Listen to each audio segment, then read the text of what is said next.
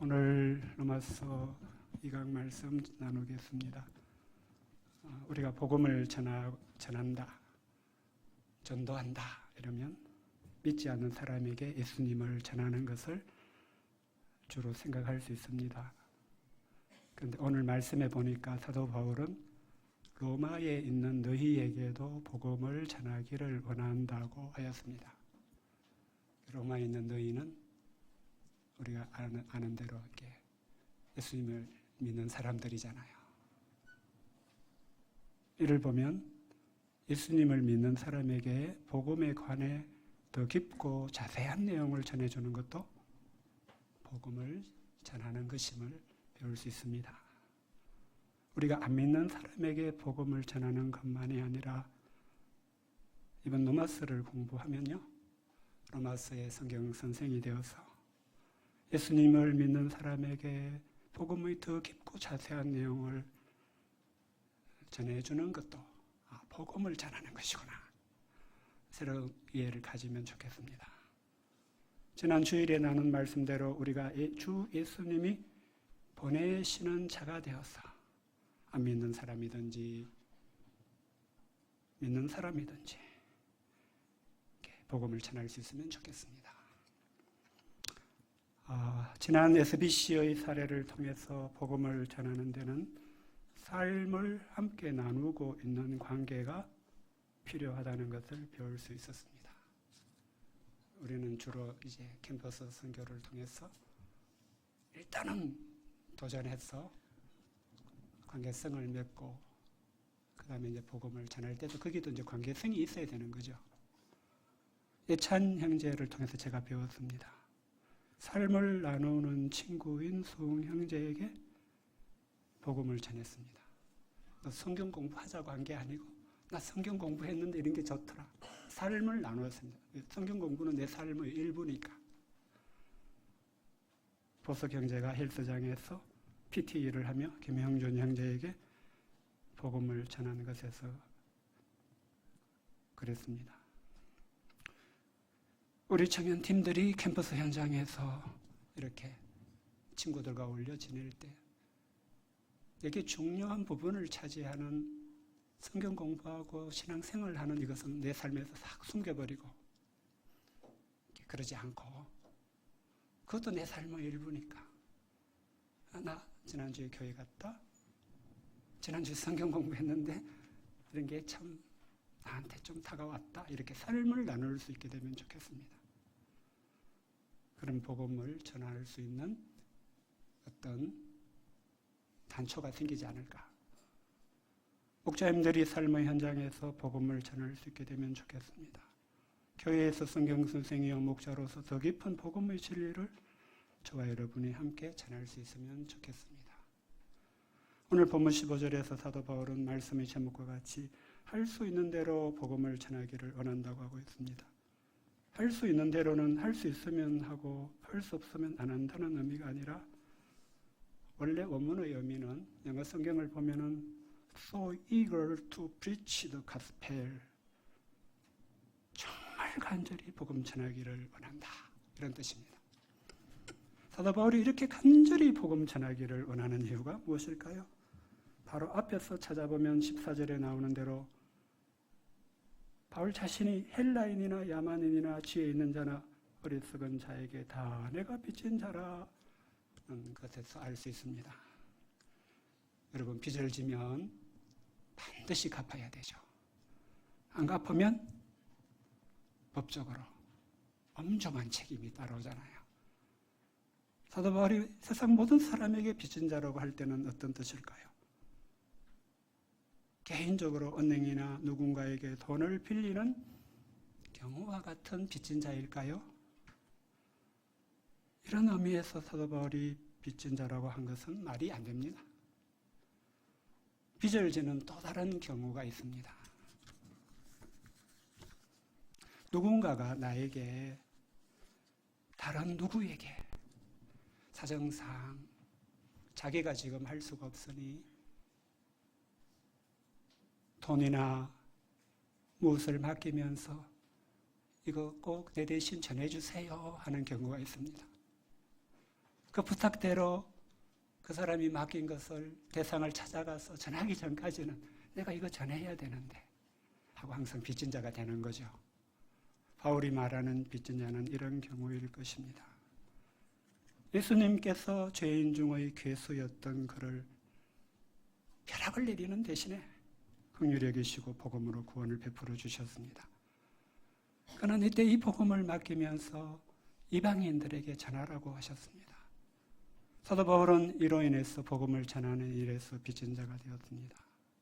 주님께서 이 복음을 자신에게 맡기시고 이방인에게 전해 주라고 하셨기 때문에 헬라인이나 야만인이나 지식인이나 무지렁이나 죄 있는 자나리 썩은 자에게 이 복음을 주님이 전해주라고 하셨지, 주님이 보내시는 자들에게는 항상 이 복음을 전하려고 했습니다. 만약 빛을 갚지 않는다면 나중에 주님께 책임을 져야 하고, 너 내가 누구한테 전해주라는 거 왜 안 전해줬니? 또 복음을 듣지 못한 사람들에게는 저에게는 왜 복음을 안 전해주셨어요? 아니야, 내가 바울한테 복음을 맡겨서 나한테 전해주라고 했는데. 그래요? 그럼 바울 찾아왔어. 당신은 왜 이 중요한 복음을 나한테 안 해줬나? 안 전해주고 싹 입 닦았나요? 이런 일이 생기겠죠. 저와 여러분도 마찬가지일 겁니다. 바울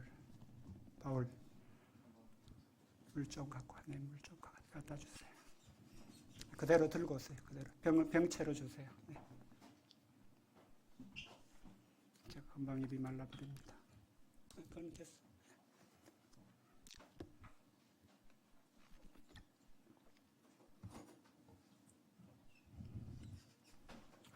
주 예수님께서 우리에게 복음을 전해지게 하시고 구원을 베푸시고 동시에 복음을 맡기셨습니다.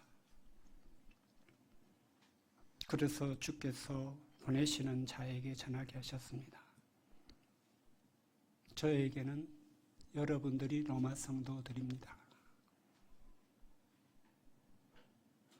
여러분들의 삶에서는 교회에서 성경 공부로 섬기는 분들만이 아니라 삶의 현장에서 만나게 하시는 영혼들이 주께서 여러분들을 그들에게 보내시는 사람들입니다. 여러분들은 내 삶의 현장에서 만나고 있는 사람들이 내가 주 예수님께 빚진 자라는 것을 생각하면 좋겠습니다. 이 말씀을 준비하다가 노아 목자님이 생각났습니다. 노아 목자님은 할 수 있는 대로 캠퍼스에 가서 복음을 전하고자 하십니다. 그런 가운데서도 성령의 인도하심을 따라 학교 보안관으로 섬기는 건북초등학교에서도 복음을 전하십니다. 누구에겐가 복음을 전하라고 하신 주님 앞에 빚진 자가 되어서 초등학생들에게 할 수 있는 대로 복음을 전하고 계십니다. 그래서 박준 형제와 같이 복음을 받은 영혼이 초등학교 졸업을 한 후에도 고등학생인 지금까지 계속 관계성을 가지고 그 학생은 미션스쿨의 채플에 참여하면서 서로 기도하고 있습니다. 학교 보안관 동료였던 분은 특별히 복음을 전한 적이 없는데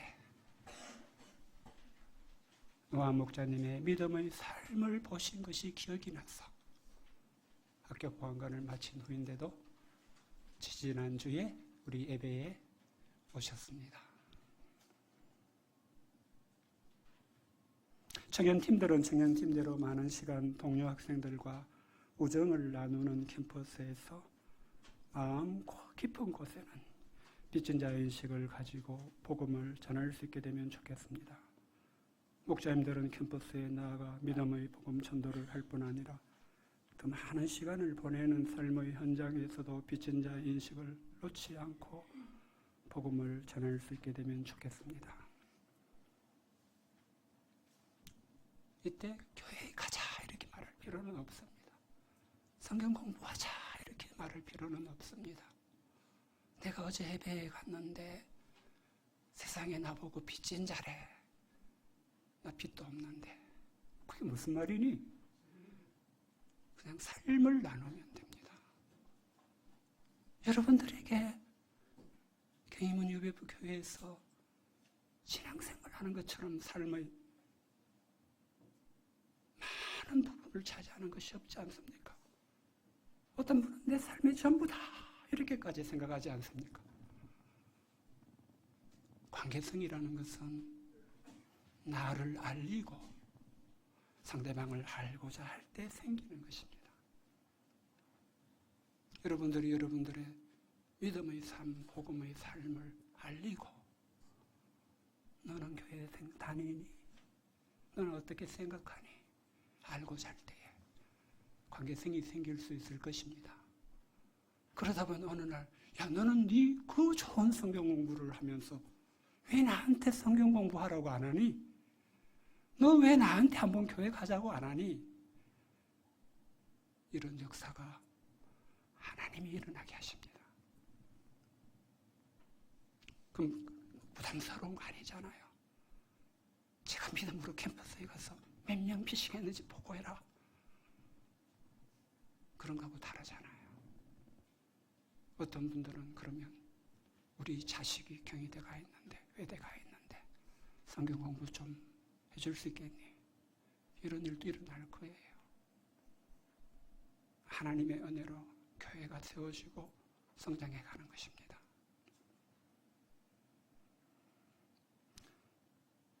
최주현 목사님도 생각났습니다.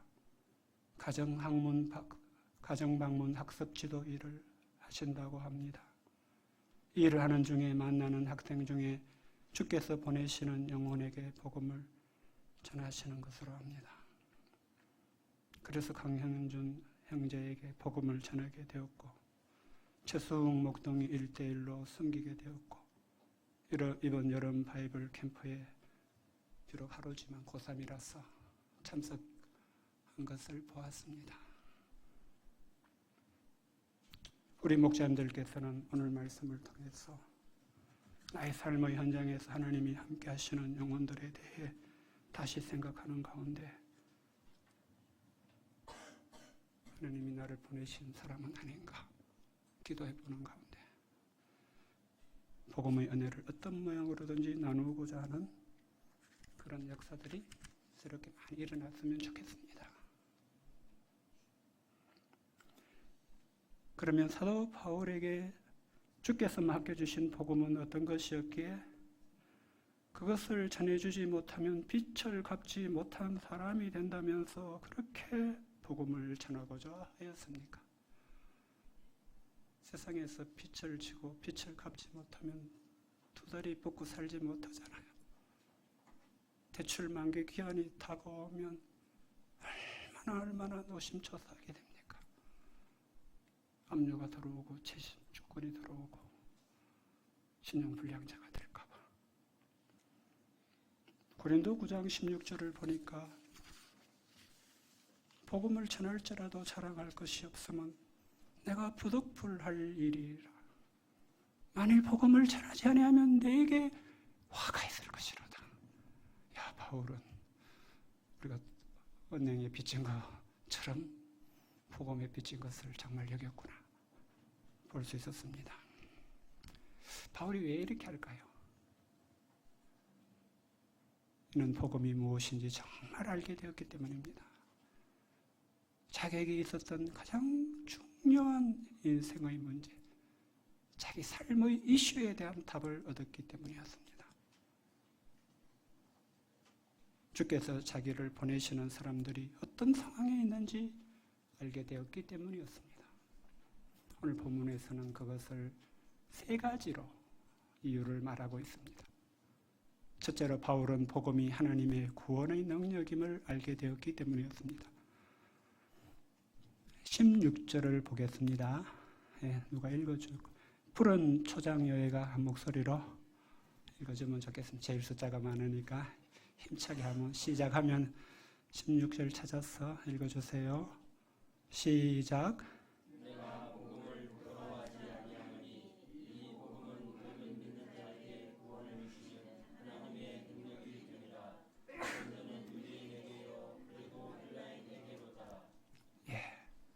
바울은 복음을 부끄러워하지 않게 되었습니다.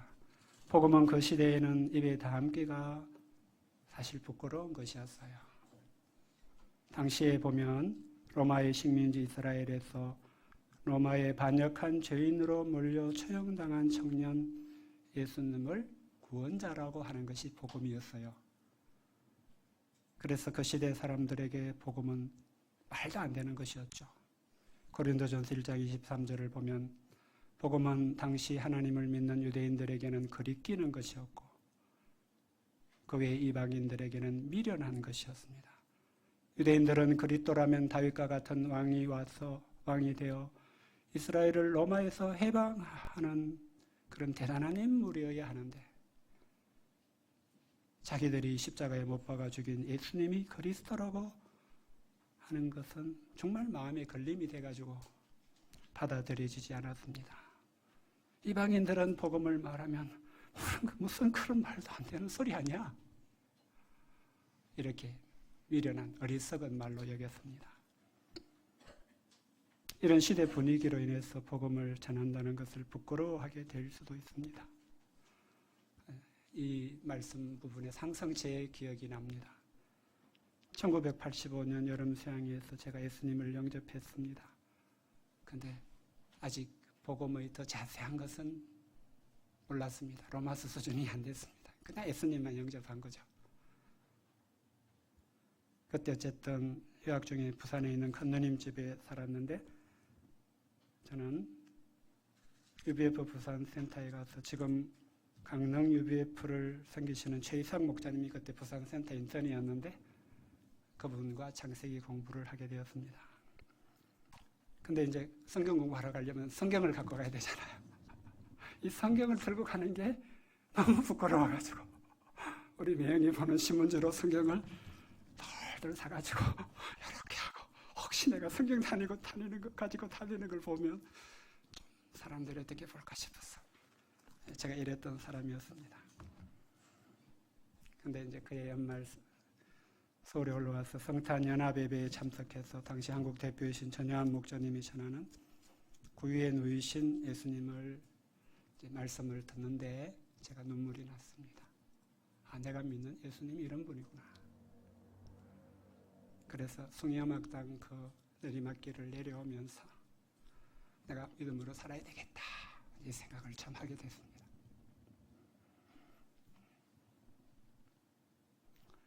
그러니까 이제 복음이 부끄러워지지 않더라고요. 복음을 부끄러워하지 않게 됐습니다. 2학년 복학하자마자 신입생 피싱에도 참여하고 또 2학년 복학 후에는 항상 이 무거운 성경을 전공 교재들 같이 넣어가지고 학교에 가고 쉬는 시간, 점심시간 되면 이 성경을 들고 다니면서 경희대 노천극장에서 무대부로 전도했습니다. 우리 2학년 하고들은 이상한 복학생이 하나 왔는데 복학생 전도사형이라고 이렇게 놀렸습니다. 저한테 와서 이단 상담을 하고 이런저런 여기 수업시간, 쉬는 시간에 복도에 나오면 항상 저한테 둘러싸고 이런저런 이야기도 하고 그랬던 기억이 납니다. 저랑 성경 공부하는 학생들이 생기기 시작했습니다. 4학년 때는 1대1이 9팀이 되어서 학교 마치고 저기 복다방 3층에 있는 센터에 오면 1대1을 해야 되기 때문에 어떤 날은 2팀도 해야 되기 때문에 그냥 저녁 안 먹고 1대1 계속해도 배고픈 줄 몰랐습니다. 4학년 여름 수양회에 그동안 성경 공부를 한 5명의 학생들이 함께 수양회에 가서 참 행복했던 여름 수양회를 보냈던 기억이 납니다. 여기에서 구원을 생각해 볼 수 있습니다. 구원은 성경을 알기까지는 그 의미를 잘 모를 수 있습니다. 구원은 하나님께 대한 범죄로 인해 멸망에서 구원을 받는 것입니다. 구원을 받지 못하면 이 땅에 사는 동안에는 죄의 노예 상태에 있게 됩니다. 우리가 다음 주 말씀에서 배우게 될 온갖 죄악들을 행하며 살게 되어 있습니다. 예수 믿는다고 잘 살 수 있지 않는가, 착하게 살면 되지 않는가 생각하겠지만 우리가 다음 주 말씀에서 한번 봅시다. 어떤 삶을 살게 되는가. 아무리 열심히 살고 안 죽고 싶어도 하나님의 때가 되면 다 죽게 되죠. 죽을 때 가장 무서운 것은 내가 죽으면 내 영혼이 어디로 가는가 알 수가 없어서 그렇게 무섭게 됩니다. 예수 안 믿는 사람들은. 그런 생각할 틈도 없이 갑자기 죽는 사람도 있겠죠. 재앙의 신장 이식 수술을 하고 나중에 관리를 잘못해가지고 경희대 중환자실에 일주일 이상 입원해 있었는데 옆에서 중환자들이 죽는 때가 옵니다. 밤에 그냥 잠도 못 이루고 있는데 비명을 지르면서 사람이 죽습니다. 마지막 단말말을 내지르고 그럴 때 정말 자기가 무서웠다. 내가 뒤로 가는가 이 생각을 하면 너무 끔찍해서 면회때 엄마에게 연락해가지고 엄마 제발 성경 갖다 줘 이랬다는 이야기를 제가 나중에 들었습니다.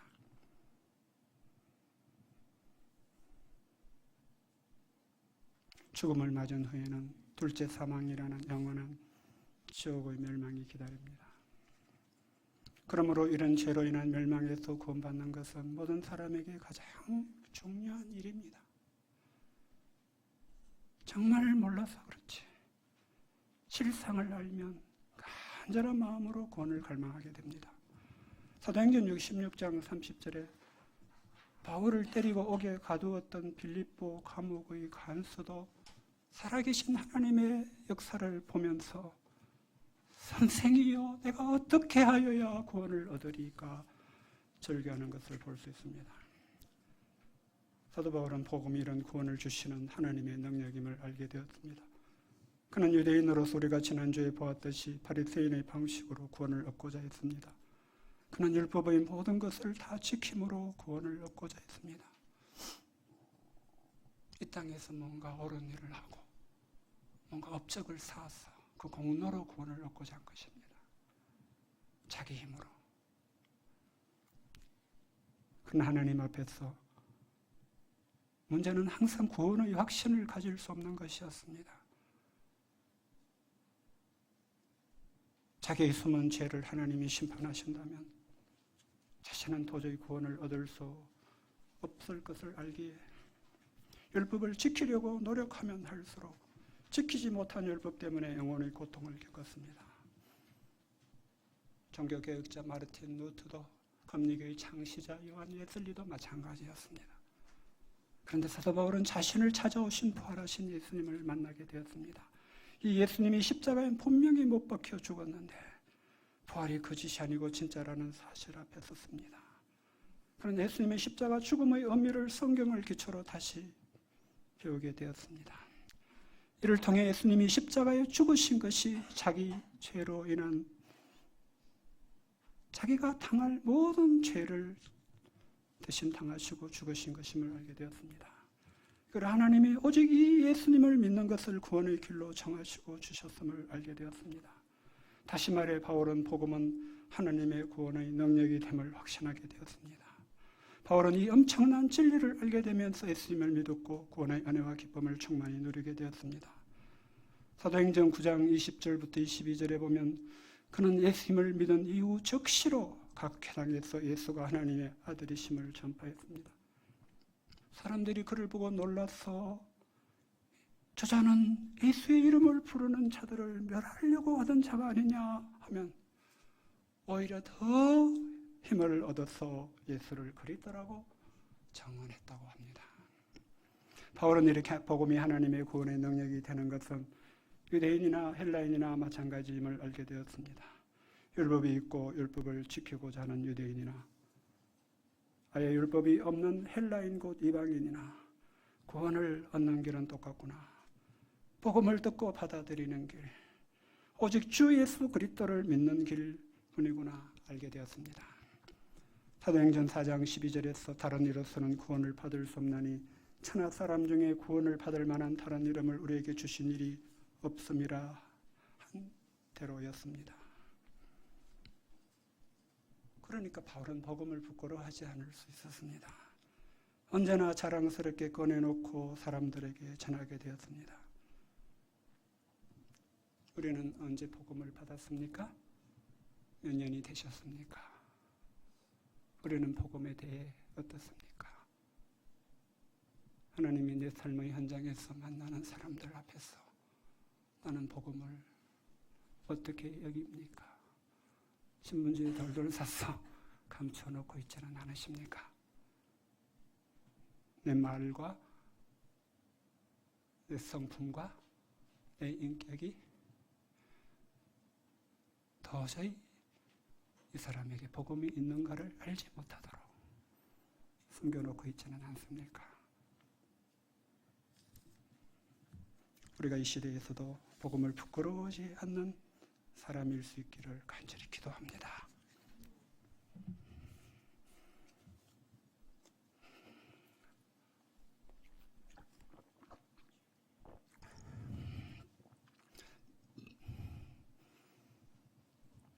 둘째로 바울은 복음에는 하나님의 의가 나타나서 누구든지 믿음으로 하나님의 의를 얻을 수 있음을 알기 때문이었습니다. 17절이었습니다. 17절을 우리가 같이 읽겠습니다. 시작. 복음에는 하나님의 의가 나타나서 믿음으로 믿음에 이르게 하나니 기록된 바 오직 의인은 믿음으로 말미암아 살리람과 같으니라. 복음에 하나님의 의가 나타나 있다는 뜻이 뭡니까? 쉽게 풀어서 말하면 복음에는 하나님이 무엇을 옳다고 하시는지가 나타나 있다, 이런 뜻입니다. 사람이 어떻게 그 의에 이룰 수 있는지가 나타나 있다는 뜻입니다. 하나님은 창조주시기에 절대 주권으로 옳고 그름을 판단하십니다. 하나님이 옳다고 하시는 사람은 하나님 앞에 살 수 있습니다. 그러나 하나님이 옳지 않다고 하시는 사람은 바깥 어두운 데 쫓겨나서 슬피 울며 이를 갈게 됩니다. 우리가 어떻게 하나님 앞에서 옳다 하시는 사람, 어렵다 하시는 사람, 그런 사람이 될 수 있습니까? 하나님께서는 사람이 율법을 지키는 것으로는 옳다고 하실 수 있는 사람이 한 사람도 없다는 것을 아십니다. 실제로 모든 율법을 다 지킬 수 있는 사람은 아무도 없기 때문입니다. 내가 나름대로 한번 잘 살아보려고, 착하게 살아보려고, 올바르게 살아보려고 발버둥을 쳐도 그렇게 살지 못하는 순간들이 많습니다. 하나님에게는 한 가지 죄나 10가지 죄나 연쇄살인마와 같은 흉악범의 온갖 죄나 거룩하신 하나님께는 모든 죄는 다 하나님 앞에 살 수 없게 하는 죄입니다.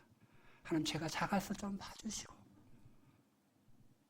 제가 많아서 꼭 심판하시는 하나님이 아니십니다. 하나님을 모르는 것입니다. 하나님의 거룩하심을.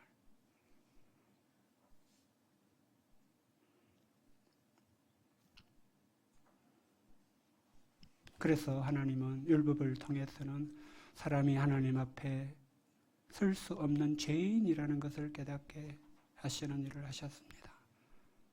그렇게 하신 후에 하나님이 옳다고 하시는 사람은 정녕 어떤 사람인지 진심으로 관심을 갖게 하셨습니다.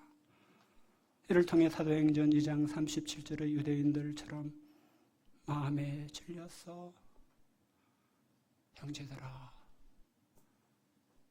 율법으로는 죄를 깨닫는 것밖에 안 된다면 그러면 우리가 어떻게 해야 되느냐? 우리가 어찌할꼬? 이렇게 묻는 것을 볼 수 있습니다. 그런 그들에게 하나님은 오직 예수 그리스도를 믿는 자를 어렵게 하신다는 것을 말씀해 주십니다. 그렇죠. 복음에는 하나님이 어떤 사람을 옳다고 하시는지가 나타나 있습니다. 처음부터 끝까지 예수님을 믿기만 하는 사람들을 옳다고 하십니다. 구약성경 하박국 2장 4절에서 오직 의인은 믿음으로 말미암아 살리라 하신 것과 같은 것입니다. 우리가 갈라디아서 3장 수양의 3강에서 캠프 3강에서 내가 어떻게 살아야 되는가? 이제 내가 육체 가운데 사는 것은 오직 나를 사랑하사 나를 위하여 자기 몸을 버리신 하나님의 아들을 믿는 믿음 안에서 사는 것이다. 이렇게 배웠지 않습니까? 우리가 앞으로 배우게 되겠지만 로마서 4장 4절에 보면 4절 5절에 보면 일하는 자에게는 그 삭시 은혜로 여겨지지 아니하고 보수로 여겨지거니와 이제 내가 일을 열심히 했기 때문에 나는 이런 정도의 대가를 받아야 된다. 이런 정도의 인정을 받고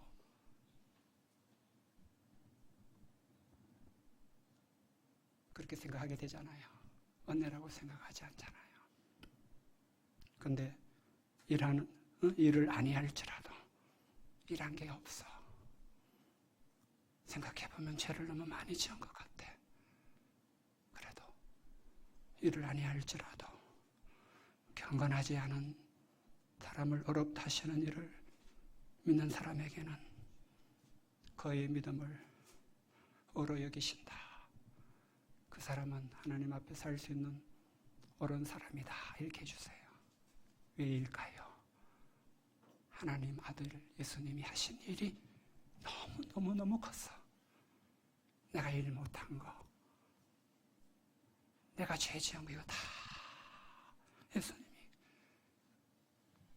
덮어버리시고 감당해 주시기 때문에 그래서 예수 믿는 게 가장 중요한 것입니다. 우리도 구원을 얻고 살 때 여기서 육신으로 살 때는 죄의 종에서 구원을 받고 죽음 이후에 하나님의 심판의 날에 영생의 구원을 얻기를 원할 때 오늘 말씀을 통해서 확신하면 좋겠습니다. 다른 길이 없다. 주 예수 그리스도 믿는 것 외에 다른 길이 없다. 확신할 수 있기를 바랍니다. 이런 예수님을 믿는 것은 우리 힘으로 되는 것은 아니고 하나님이 믿게 해주셔야 된다. 제가 늘 말씀드렸습니다. 또 예수님을 믿은 후에는 예수님을 더 알고자 하고 예수님을 아는 지식에서 자라가면 됩니다. 그래서 우리가 로마서 공부하는 거예요.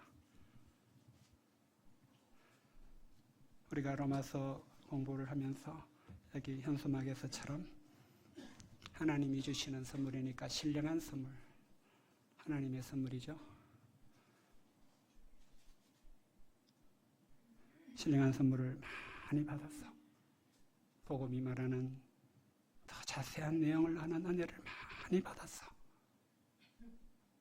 견고한 신앙을 가지게 되면 좋겠습니다. 셋째로 바울은 복음을 모르는 사람들에게 하나님의 진노가 나타나고 있다는 것을 알기 때문이었습니다. 우리가 어쩌다가 가다가 불이 난 집을 보게 되었다고 합시다. 여러분들은 불이 난 것을 보면 어떻게 하시겠습니까? 불이야! 먼저 불이야! 해야죠. 돌이라도 던져서 그 집안에 있는 사람들에게 불난 거 알려야죠. 그리고 119 신고하게 될 것입니다. 혹시라도 그 집안에 있는 사람들 구할 수 있다면 아직 불이 미치지 못한 곳에 가서 문을 두드리면서 불 났습니다. 나오세요. 공동주택에 살면 그렇게 하지 않겠습니까? 그런데 예수님을 믿고 하나님을 알게 된 사람들은 복음을 모르는 사람들을 볼 때 무엇을 보아야 합니까? 18절을 같이 읽어보겠습니다. 18절입니다. 시작. 하나님의 진노가 불의로 진리를 막는 사람들의 모든 경건하지 않음과 불의에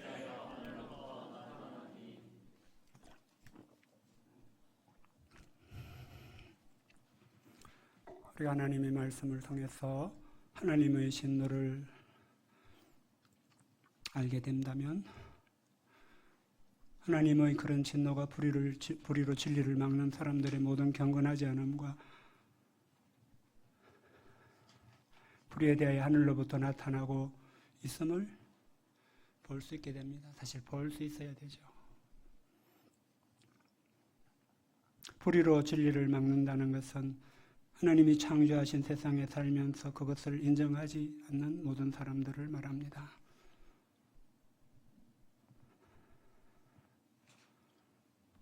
그들이 무슨 사상이나 논리를 펴든지 이 세상과 사람은 하나님이 창조하셨습니다. 이를 알 수 있는 것은 모든 사람에게는 하나님을 알 만한 것이 그들 속에 보여졌기 때문입니다. 다시 말하면 하나님께서 이를 그들에게 보이셨기 때문입니다. 이는 양심을 통해서 자연 만물에서 알 수 있게 하신 것을 말합니다. 하나님은 하나님이 만드신 모든 만물을 통해 하나님이 창조하신 이래로 하나님이 보이지 아니하시는 것들, 하나님의 영원하신 능력과 신성이 분명히 보여 알게 해주셨습니다. 그래서 사람의 양심을 통해서 이를 알게 됩니다. 교회 안 다니는 사람도 조물주라는 말을 씁니다. 조물주가 있구나. 그런 것은 다 알고 있어요. 자연의 현상을 연구하다가 만물의 창조주이신 분이 있음을 인정할 수밖에 없게 되었다는 고백을 하는 과학자들도 있습니다. 그런 사람들은 복음을 통해 예수님을 믿게 되는 것을 볼 수 있습니다. 사람이 아무리 부정해도 자연 만물은 모든 사람에게 창조주가 계신다고 정언하고 있습니다. 그래서 그들로 인해서 아무도 하나님이 없다고 핑계할 수가 없습니다. 들의 꽃들과 새들이 당신은 왜 하나님이 없다고 하나요? 우리는 하나님을 지금 찬양하고 있는데 이렇게 말을 거는 것입니다. 여러분들이 관광을 하고 자연의 웅장한 장관을 보고 꽃들을 보고 새들을 볼 때에 그런 음성을 들을 수 있으면 좋겠습니다. 우리는 지금 하나님을 찬양하고 있어요. 우리는 지금 하나님을 노래하고 있어요. 이런 소리를 듣는 여러분 되기를 바랍니다. 누구든지 하나님을 알 수 있음에도 하나님을 영화롭게도 아니하고 감사하지도 않으면 어떤 사람이 될 수밖에 없습니까? 그 생각이 허망하여지며 미련한 마음이 어두워지게 됩니다. 생각하는 것이 어떻게 하나님을 기쁘시게 할까 해야 되는데 그걸 못해요. 마음속에 지난 한 주 동안 내가 어떻게 하나님을 기쁘시게 할 수 있지?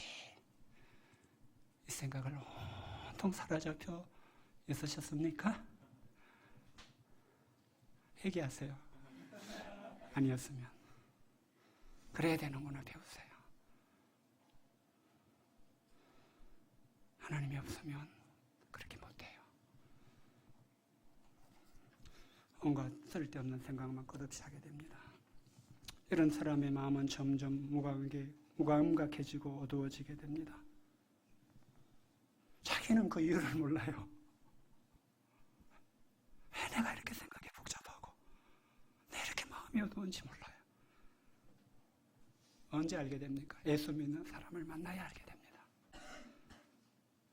자기는 이런데 예수님을 믿는 사람을 보니까 나랑 좀 다르다 느끼게 됩니다. 예수 믿는 사람들은 그 안에 예수님이 사십니다. 빛 대신 예수님이 사십니다. 그 생각이 아름답습니다. 그 마음이 얼마나 예리한지 남들은 생각하지 못한 것 생각하고 보지 못한 것을 봅니다. 선한 일이 무엇인지 알고 주께서 보내신 일이 무엇인지 압니다. 그것을 힘쓰면서 살기 때문에 그리스도의 향기가 나고 그 마음은 밝고 환하게 됩니다. 이런 진리를 기초로 보면 하나님이 없다고 하는 사람들은 어떤 사람들입니까? 하나님이 보시기에는 불의한 사람, 불의로 진리를 막는 사람, 너무너무 옳지 않은 사람이에요.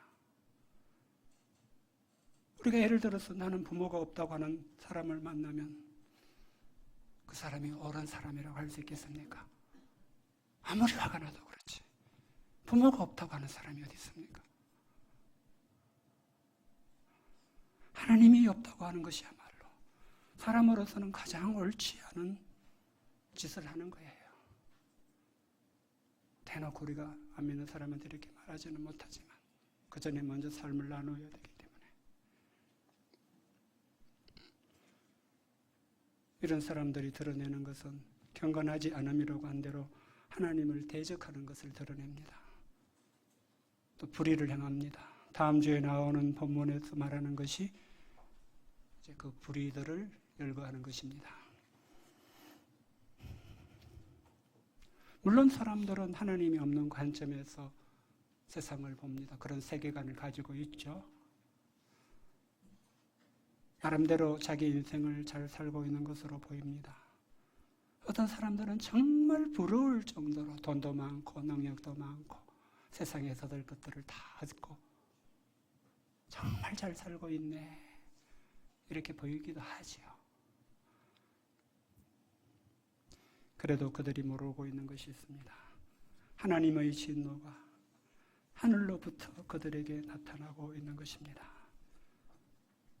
전쟁을 예로 들면 미사일이 따라오고 있는데도 레이더가 고장이 나서 미사일이 곧 닥쳐서 파멸하게 될 것을 모르는 것을 비유할 수 있습니다.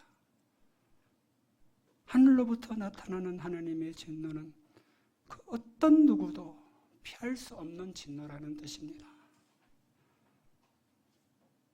이런 하나님의 진노가 현재 나타난다는 단어는 현재형이거든요. 현재 나타나고 있습니다. 몰라서 그렇지. 현재 나타나고 있는 정상이 어떤 건가, 양태가 어떤가 이제 22절부터 이야기하기 시작할 거예요. 바울은 이를 알고 있기 때문에 제7년은 애를 보면 이렇게 꺼내려고 하게 되잖아요. 그래서 복음을 전하기를 원한 거예요. 한 사람이라도. 내가 모든 사람에게 다 전할 수는 없어도 하나님이 적어도 나한테 전하려고 한 사람은 내 눈앞에서 전하려고 한 사람은 전하려고 하는 거예요. 이것이 바울이 우리에게 가르쳐주는 것입니다. 현재는 로마 성도들에게 복음을 자세히 가르쳐 주는 것을 하고자 하고 있습니다.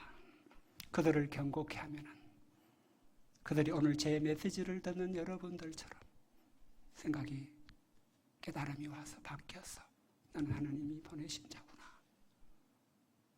복음을 맡겼구나. 내가 빚을 지고 있구나. 이걸 생각하니까 야, 성경이 그렇게 말한다면 내가 이거 모른 척 할 수 없지. 생각이 바뀌어서 로마 성도들이 이제 주변에 삶을 나누면서 복음을 전하게 되기를 원한 것이었습니다. 그들이 하나님의 진노 아래에 있는 사람들에게 복음을 전하는 사람들이 되도록 도우려고 로마서를 쓴 거예요. 우리가 이중 목적을 이해해야 됩니다. 우리 자신이 복음으로 경고케 되는 것. 오늘 말씀에처럼 하나님이 보내시는 사람에게 빚을 갚는 것. 그걸 위해서 로마서를 공부하는 거예요. 이해하셨습니까? 이 일을 가지고 로마서를 공부해야 돼요. 우리는 일상에서 사도 바울이 간절히 복음을 전하고자 하는 이유가 무엇인가 배웠습니다. 주 예수님 앞에서는 우리도 빚진 자이구나 배웠습니다. 복음만이 구원을 주시는 하나님의 능력임을 배웠습니다. 복음만이 하나님이 옳다고 하시는 사람이 누구인지 가르쳐주고 있음을 배웠습니다. 아직 전부 다 배운 것은 아니지만 복음을 모르는 사람들이 하나님의 진노 아래에 있구나 하는 것도 배웠습니다. 오늘 말씀을 통해서 우리가 이 복음의 진리를 마음에 두는 가운데 구원에 대한 확신을 가지고 믿음으로 살 수 있기를 기도합니다. 사람들을 보며 하나님 진노 아래에 있는 점을 볼 수 있게 되어서 불난 집에 있는 사람에게 불의하듯이 할 수 있는 대로 복음을 전하기를 원하는 사람이 되고 하나님이 보내시는 사람들에게 삶을 나누면서 복음을 전하면 좋겠습니다. 불난 사람 당장에 두들겨서 꺼내듯이 할 수는 없지만 시간이 걸리는 일이 있을 수도 있어요. 무디가 그런 말을 했던가요? 평생을 기도해서 어떤 사람 예수님 믿게 된 사람도 있었다고. 그런 마음을 가지면 좋겠습니다. 오늘 요절 말씀 읽고 기도하고 마치겠습니다.